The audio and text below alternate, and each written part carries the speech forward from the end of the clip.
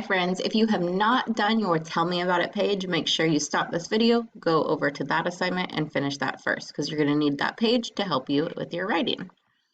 So after filling that page out, you've really looked at some different things of why that holiday was so special for you. Who was there, what happened, where was it, and when was it? So what you're going to do now is retell the story from beginning, middle, and end. And that way, you're not just writing, I got a bike, so exciting, right? You want to tell a personal narrative, so that always has sequencing and what happened.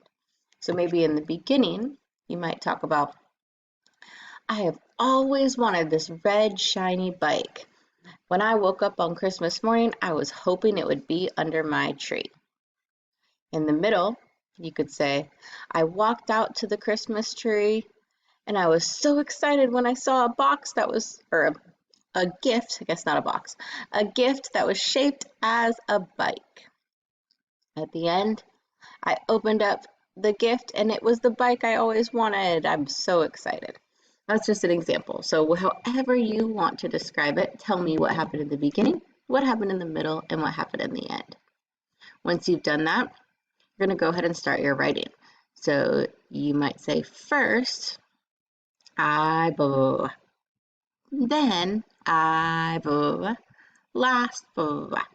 Now remember, we've also been working on intro and closing. So you could, instead of saying first, you could say, I have always wanted a bike.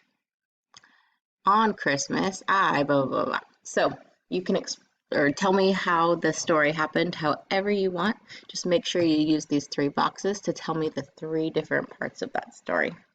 Once you're done, go ahead and take a picture of both pages. Make sure you turn the assignments into the two different assignments and send me a picture.